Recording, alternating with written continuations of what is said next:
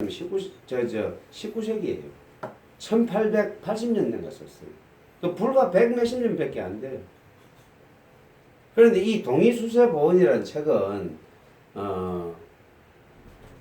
언제 우리한테 알려지게 됐느냐 하면은 불과 한 30년, 40년 전에 알려졌어요.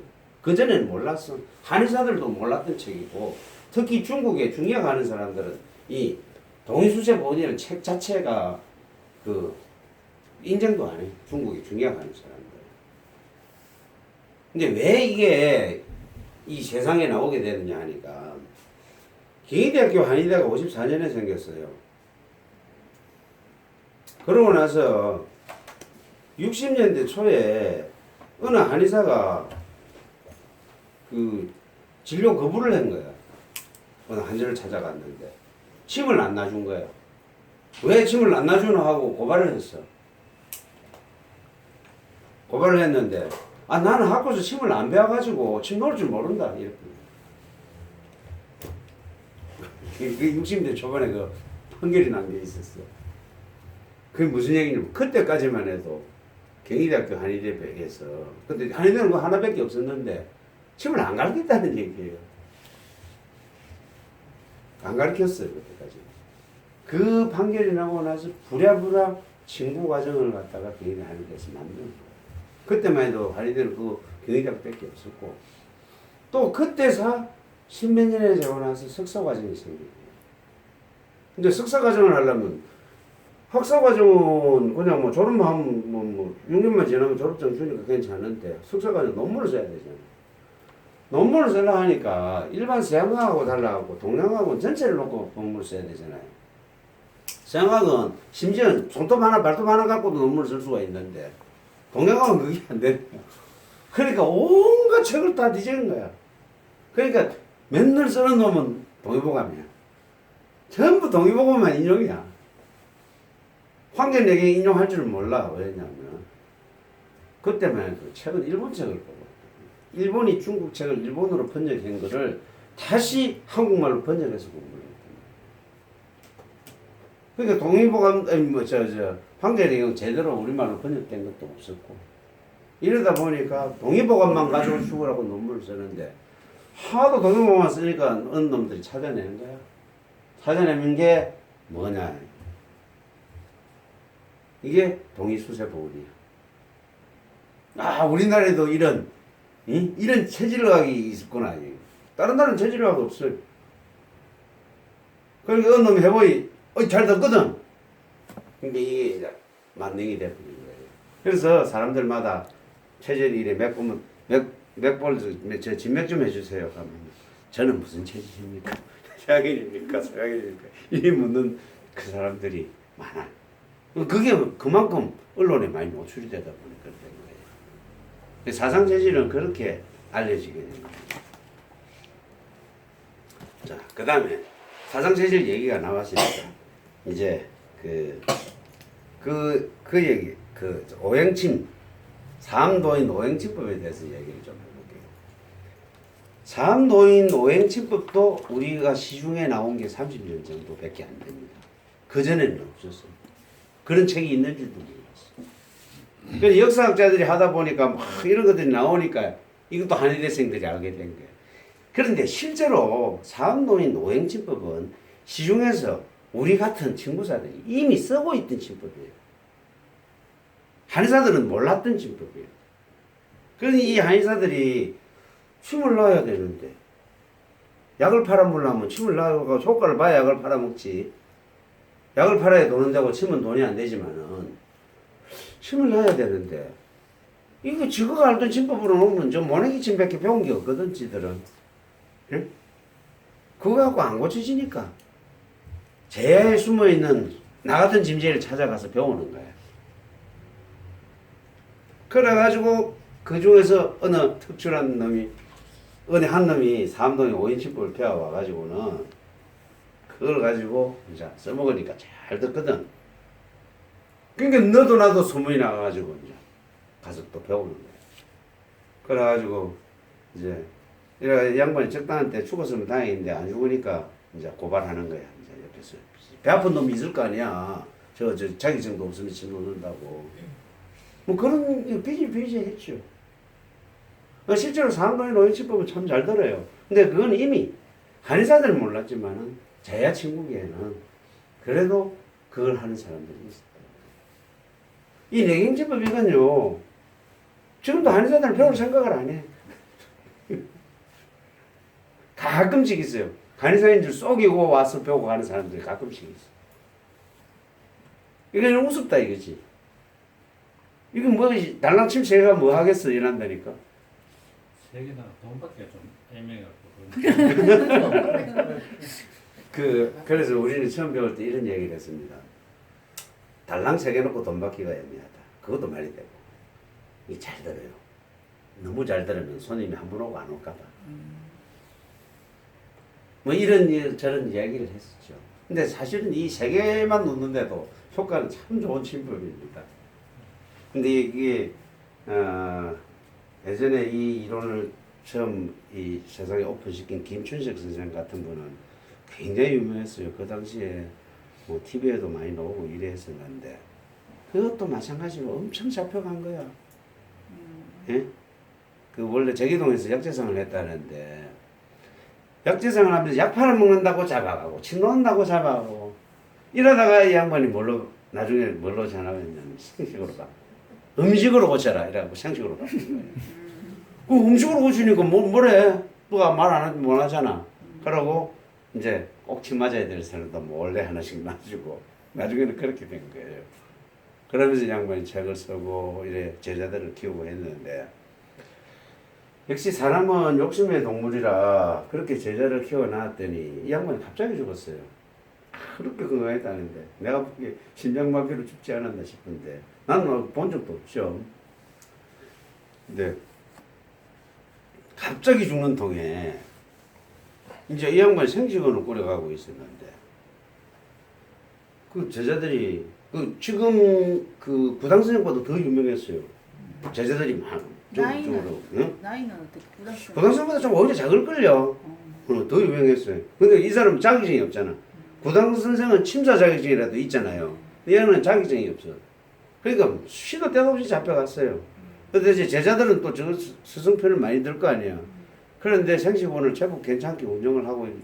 왜냐하면 잘 놨으니까 잘 운영을 하고 있는데 그 밑에 딸내미는 아들은 없고 딸만 있다는 것 같은데 저 아버지 생식원에 관심이 없었는데 죽고 나서 뭐 서로 그 생식원 차지하려고 난리가 난 거야. 제자들이.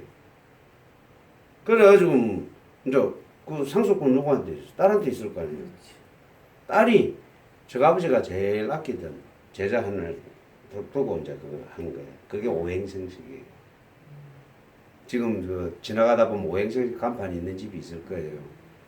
그게 저 아버지가 아끼던 제자 중에 좀 젊은 여자가 하나 있어. 김도수이라고. 김도수이가 한 번씩 부산에 강의도 하러 내려오고 이래서 하는데 아마 김도수이가 나이가 나하고 비슷할 거예요. 그러니까 나보다 훨씬 먼저 배웠죠.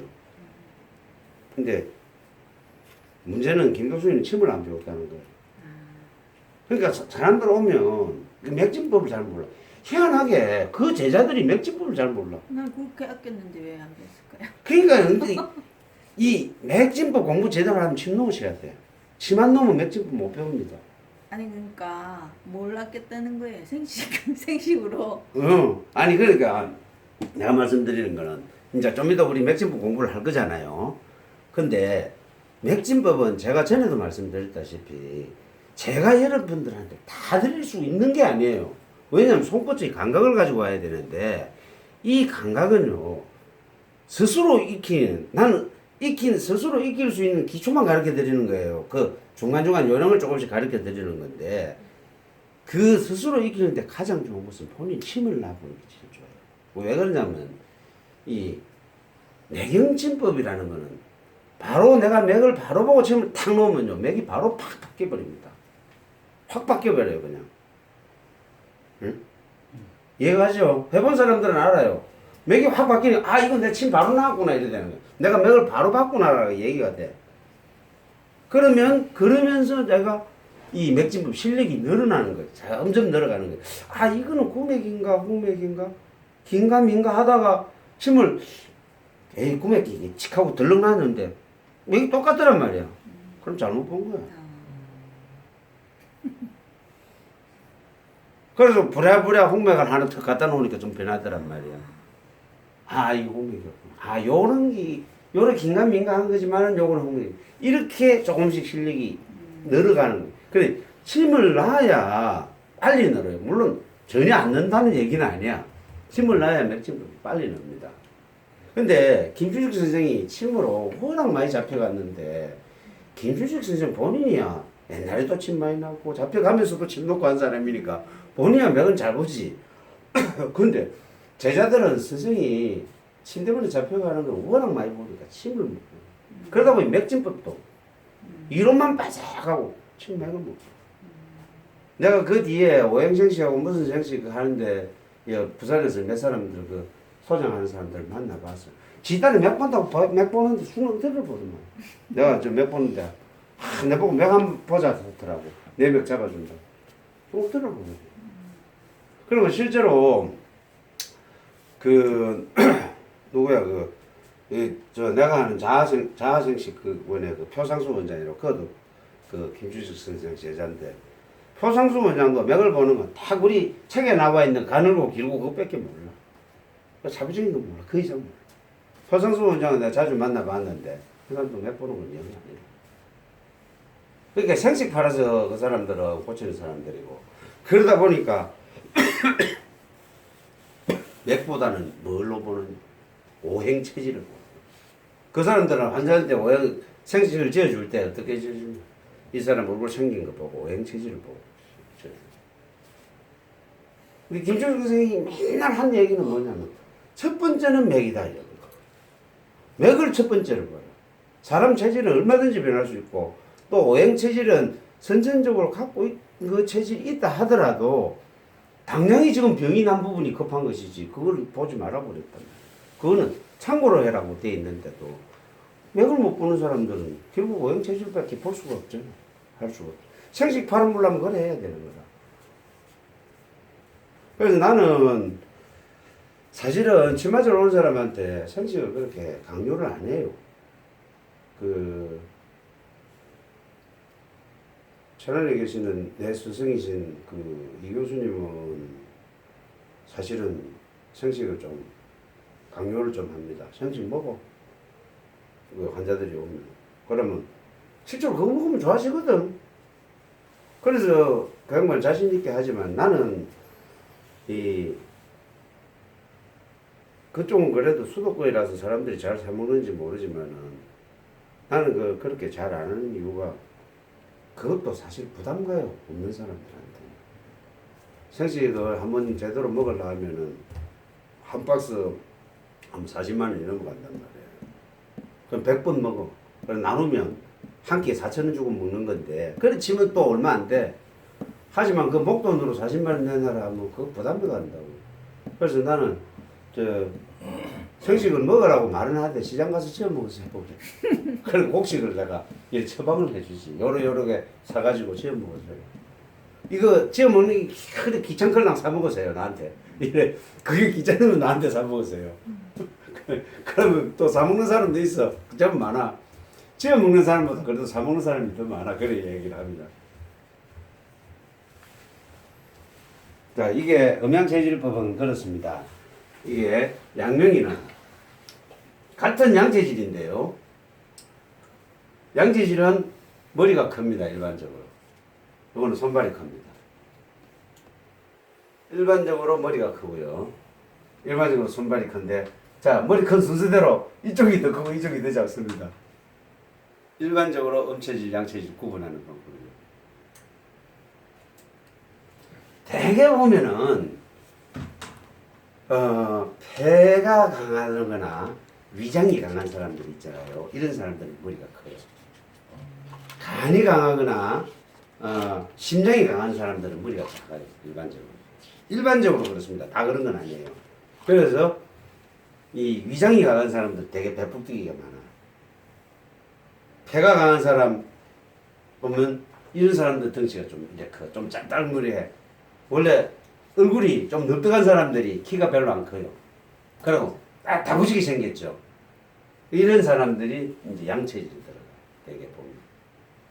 그래서 양체질은 어느 장부가 강하고 어느 장부가 약하다라고까지는 얘기를 못해요. 왜 그러냐면 아닌 경우도 많이 있으니까. 그래서 지금 계시는 그 회장님은 누가 봐도 얼굴이 정사각형이란 말이에요. 그렇잖아요. 이 정사각형 오행 체질로 놓고 보면 금형 체질입니다.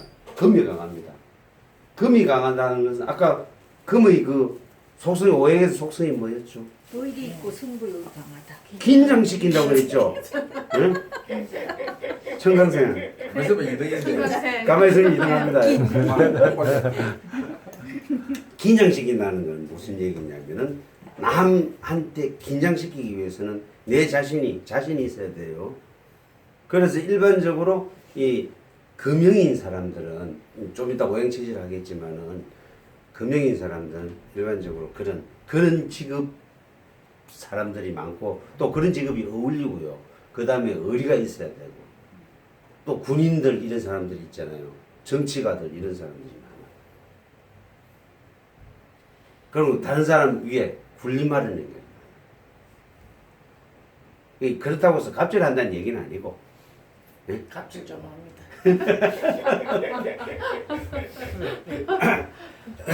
소금이는 이렇게 이제 이래가 태음인까지 점점 제일 찬산을까지 내려가면 좀 이제 머리가 작고 발다리가 커지게 되겠죠. 자, 양미인 소양인과 양미인의 차이는요. 머리가 위가 점점 더 벗겨진 더 넓은 사람들. 그러니까 눈이 오관이 거의 얼굴의 절반 이하로 내려가 있는 사람이 양미인이에요. 그러니까 이 네 부분이 커지는 거죠.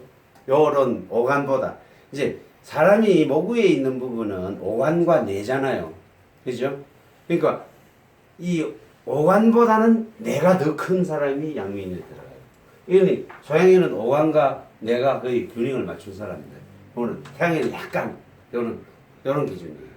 자, 요거는 걸으면서 태음이 내려갈수록 손발이 더 큰 사람들, 손발이 길고 큰 사람들, 이런 사람들은 이런 사람들. 이렇게 생각하면 좀 간단해요. 그러니까 몸이 이 사람은 선천적으로 찬 사람이구나, 선천적으로 따진 사람이구나. 그러면 선천적으로 찬 사람들은 이 사람 좀 찬 거 먹어도 돼.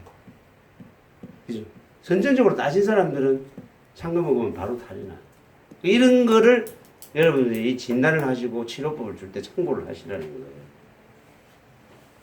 자, 그 다음에 오행체질 분류법 갑니다. 오늘 오행체질까지 할게요. 야, 진도 이거 3주까지 가는 거 오늘 다 한다. 아니, 다들 음양오행을 아시는 분들이라 그래요. 예. 자, 목형 체질은요. 자, 목은 간신, 비폐신, 순서라고 그랬죠. 그러면 목형 체질은 간이 다른 사람보다 기운이 튼튼하게 태어난 사람들 얘기입니다. 화형은 심장이 다른 사람보다 튼튼하게 태어난 사람이고, 토형은 비위장이 튼튼하게 태어난 사람이고, 금형은 폐대장이 튼튼하게 태어난 사람이고, 수형은 신장과 방광이 튼튼하게 태어난 사람입니다. 근데 목형은 보면 대개 갈비뼈가 짧고 앞으로 튀어나왔고 등이 곱고 수족이 조화를 이룬다. 머리가 작다 이랬죠. 그런데 머리 큰 목형도 있습니다. 근데 일반적으로 그렇다는 거지 다 그렇다는 건 아니에요. 머리 큰 목형이 있어요. 분명히 머리는 큼지막한데 이 사람 딱 머리는 큼지막한데 머리 큰 이 분명히 목형인 사람들이 있거든. 근데 목형인 사람들이 대표적인 건 뭐냐면요. 여기가 길어요. 여기서 허리가까지가 굉장히 길어.